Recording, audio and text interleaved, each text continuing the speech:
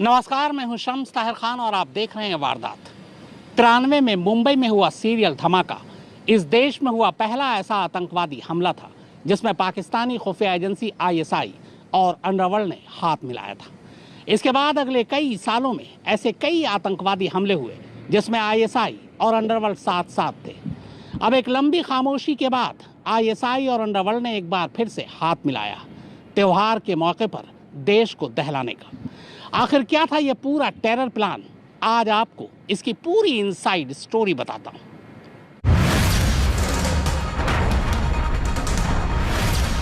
हमने 6 लोगों को गिरफ्तार करा है। खास बात इसमें यह है कि इन 6 में 2 आदमी ऐसे भी हैं जो कि पाकिस्तान में जाकर अभी इसी साल ट्रेनिंग कर वापस आए हैं।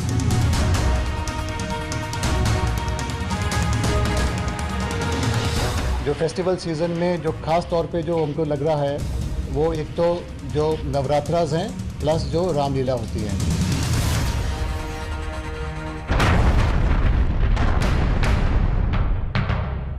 ये पाकिस्तानी खुफिया एजेंसी ISI के नए चीफ हैं। नाम है फैज हमीद। अभी पिछले हफ्ते ही सुर्खियों में थे।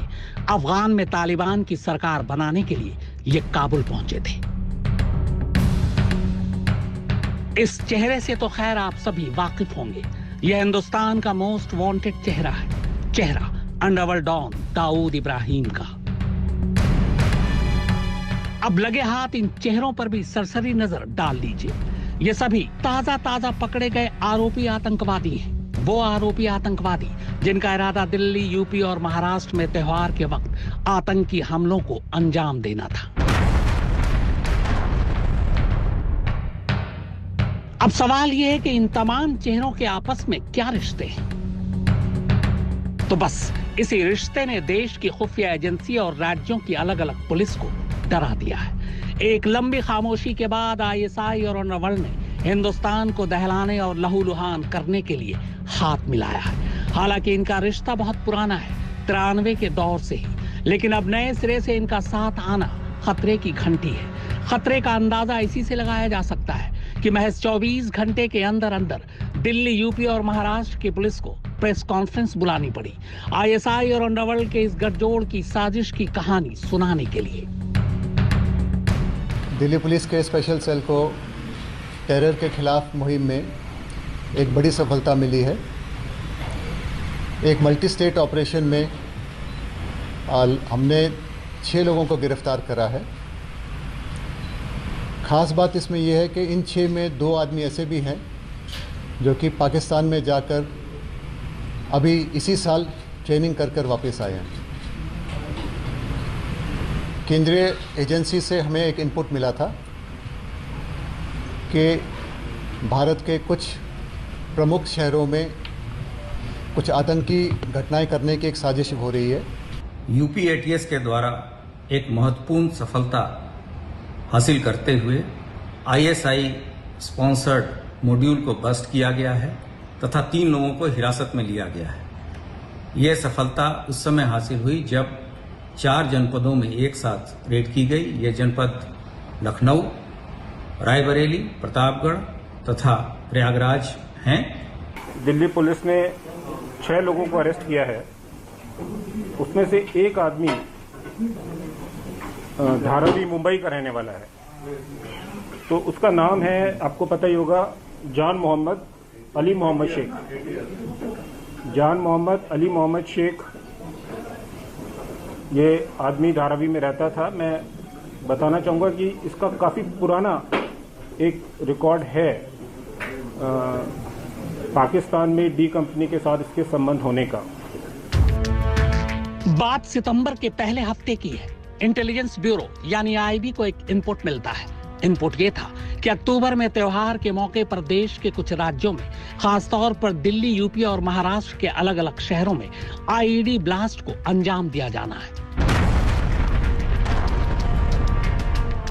इस धमाके की साजिश पाकिस्तानी खुफिया एजेंसी ISI रच रही थी और लॉजिस्टिक सपोर्ट के लिए डी कंपनी उसकी मदद कर रही थी। इनपुट के हिसाब से साजिश अपने एडवांस स्टेज पर पहुंच चुकी थी। धमाके के लिए IED और अलग अलग हथियार और गोला बारूद भी बॉर्डर के रास्ते हिंदुस्तान पहुंच चुके थे। हालांकि इस पूरी साजिश के तार 3 राज्यों से जुड़े थे, दिल्ली, यूपी और महाराष्ट्र। लेकिन केंद्रीय खुफिया ब्यूरो यानी आईबी ने इनपुट सिर्फ और सिर्फ दिल्ली पुलिस की स्पेशल सेल को ही दिया। दबी जुबान में इसकी शिकायत महाराष्ट्र एटीएस चीफ विनीत अग्रवाल ने भी की। केंद्रीय एजेंसी से हमें एक इनपुट मिला था कि भारत के कुछ प्रमुख शहरों में कुछ आतंकी घटनाएं करने की एक साजिश हो रही है। केंद्रीय एजेंसी ने दिल्ली पुलिस को अलर्ट किया, मुंबई पुलिस को अलर्ट नहीं किया, एटीएस मुंबई को भी अलर्ट नहीं किया, बिकॉज ये केस जो ओरिजिनेट हो रहा था ये दिल्ली से हो रहा था। ये सूचना इंटेलिजेंस हम लोगों को मिली थी और जिसको स्पेशल सेल ने शेयर किया था और उसके आधार पे लगभग 1 सप्ताह से हमारा ऑपरेशन चल रहा था और कल हम लोगों ने सुबह विभिन्न शहरों में दबिश दी। आईबी के इनपुट पर दिल्ली पुलिस की स्पेशल सेल ने अपनी तफ्तीश को आगे बढ़ाया। आईएसआई और अंडरवर्ल्ड के इस मॉड्यूल की पहली कड़ी दिल्ली के ओखला में मिली। इस कड़ी का नाम था ओसामा। दिल्ली पुलिस ने अब ओसामा के इर्द गिर्द जाल बुनना शुरू किया। ओसामा की मदद से अब स्पेशल सेल के हाथ कई और सुराग लगे। अब कई और नाम सेल के हाथ लग चुके थे। आईबी की खबर पुख्ता हो चुकी थी, लिहाजा सेल ने एक साथ कई टीमें बनाई। इन टीमों को मुंबई, लखनऊ, प्रयागराज, रायबरेली, प्रतापगढ़ रवाना कर दिया गया। यूपी और महाराष्ट्र पुलिस को भी भरोसे में लिया गया और फिर 14 सितंबर को स्पेशल सेल का ऑपरेशन शुरू होता है। सबसे पहले ओखला से ओसामा को गिरफ्तार किया जाता है। ओसामा की गिरफ्तारी के बाद पता चला कि जान मोहम्मद शेख उर्फ समीर कालिया मुंबई से दिल्ली ट्रेन से आ रहा है। दिल्ली पुलिस की टीम ने कोटा में ही ट्रेन से समीर कालिया को गिरफ्तार कर लिया। इसके बाद मोहम्मद अबू बकर को दिल्ली में ही सराय काले खां से उठाया गया। वो भी बस से दिल्ली छोड़कर निकलने वाला था। जीशान नाम के एक और शख्स को प्रयागराज में पकड़ा गया, जबकि मोहम्मद आमिर जावेद को लखनऊ से गिरफ्तार किया गया। छठा संदिग्ध यानी मूलचंद रायबरेली से पकड़ा गया। इन 6 लोगों की गिरफ्तारी के बाद पता चला कि इनमें से 2 यानी जान मोहम्मद शेख उर्फ समीर और मूलचंद भारत में डी कंपनी के लिए काम करता है। समीर पहले डी कंपनी के डॉन फहीम मचमच के आदेश पर काम करता था, लेकिन फहीम की मौत के बाद अब उसे सीधे दाऊद इब्राहिम का भाई अनीस इब्राहिम हुक्म देता है। पूछताछ के बाद ये पता चला कि इस मॉड्यूल के पास धमाके के लिए आरडीएक्स, हथगोले, पिस्टल और गोली बारूद पहले से ही यूपी पहुंच चुके हैं। अब यहां से हथियारों का बंटवारा होना था। आरडीएक्स और हथियारों का कुछ हिस्सा अब यूपी से दिल्ली और मुंबई पहुंचना था, इसके अलावा कुछ दूसरे शहरों में भी। और ये काम करना था अंडरवर्ल्ड के लिए काम कर रहे समीर और मूलचंद को। दरअसल इस पूरी साजिश के लिए आईएसआई ने डी कंपनी को 2 काम सौंपे थे। पहला, हथियारों को देश के अंदर सही जगह पहुंचाना और दूसरा, आतंकी हमले के लिए हवाला के जरिए पैसे पहुंचाना।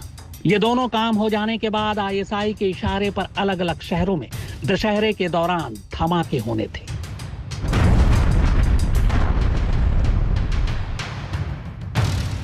इन धमाकों के लिए बाकायदा आईएसआई ने गिरफ्तार 6 लोगों में से 2 को पाकिस्तान में पाकिस्तानी आर्मी के जरिए ट्रेनिंग भी दी थी। ट्रेनिंग पाने वाले ये 2 लोग थे, ओसामा और जीशान। ओसामा इसी साल 22 अप्रैल को मस्कट पहुंचा था। वो मस्कट लखनऊ से इस्लाम एयर की फ्लाइट से गया था। मस्कट में ही ओसामा की मुलाकात प्रयागराज के रहने वाले जीशान से हुई। वहां इन दोनों के अलावा 15-16 और लोग थे। वो सभी बांग्ला बोलने वाले थे, शायद बांग्लादेशी थे। इन सभी को अलग अलग ग्रुप में बांटा गया। ओसामा और जीशान एक ही ग्रुप में थे।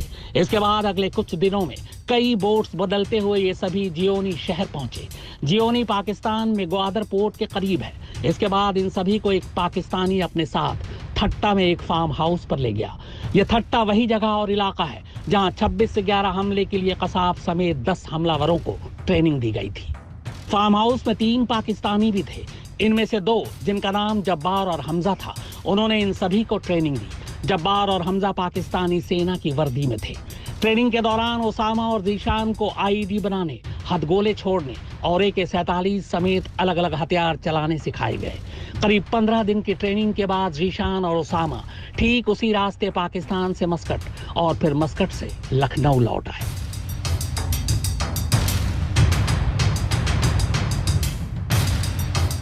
जान मोहम्मद शेख उर्फ समीर कालिया पहले से ही मुंबई पुलिस की रेडार पर था। समीर का नाम पहली बार तब सामने आया था जब डी कंपनी के शूटर फहीम मचमच के करीबी फजलुर रहमान को गिरफ्तार किया गया था।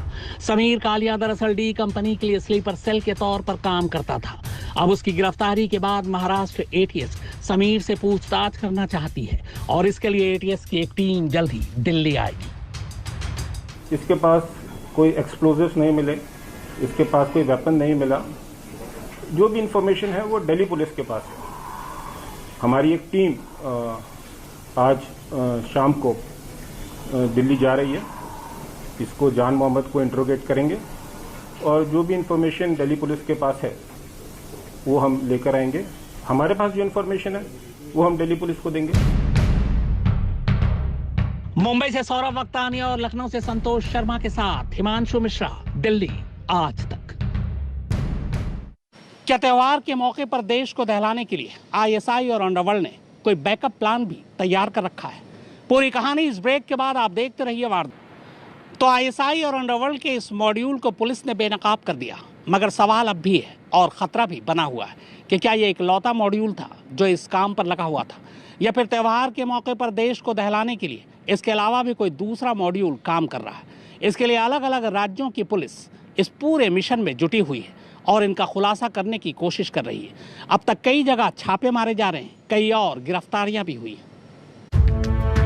दिल्ली पुलिस समेत यूपी पुलिस और महाराष्ट्र पुलिस ने इस मॉड्यूल के खुलासे के बाद त्योहार के मौके पर राज्यों में सुरक्षा और कड़ी करने का फैसला किया है। साथ ही पुलिस ये पता लगाने की कोशिश भी कर रही है कि इसके अलावा कोई और मॉड्यूल भी तो इस वक्त एक्टिव नहीं है। पूछताछ करने के लिए सभी आरोपियों को पुलिस ने अदालत में पेश किया, जहां से उन्हें पुलिस हिरासत में भेज दिया गया है। गिरफ्तार लोगों में कुछ तो बेहद पढ़े लिखे हैं। यूपी का जीशान MBA है और दुबई में अकाउंटेंट की नौकरी कर चुका है। लॉकडाउन के वक्त वो भारत लौट आया था और फिर यहाँ खजूर का बिजनेस करने लगा। आमिर जीशान का रिश्तेदार है और पेशे से टीचर। आमिर ने जद्दा में कई साल मजहबी तालीम भी दी। जान मोहम्मद उर्फ समीर पेशे से एक ड्राइवर है। हालांकि वो इकलौता है जो 2001 में भी असॉल्ट राइफल के साथ गिरफ्तार हो चुका था। मूलचंद फलाला पेशे से किसान है, मगर डी कंपनी के लिए स्लीपर सेल के तौर पर काम करता है। अबू बकर यूपी के बहराइच का रहने वाला है, मगर उसने कई साल तक जद्दा में भी नौकरी की। ओसामा का परिवार ड्राई फ्रूट्स का बिजनेस करता है और इस सिलसिले में कई बार मिडिल ईस्ट के देशों में आता जाता रहा है। मुंबई से सौरभ वक्तानिया और लखनऊ से संतोष शर्मा के साथ हिमांशु मिश्रा, दिल्ली आज तक। तो वारदात में फिलहाल इतना ही, मगर आज तक पर खबरों का सिलसिला लगातार जारी है।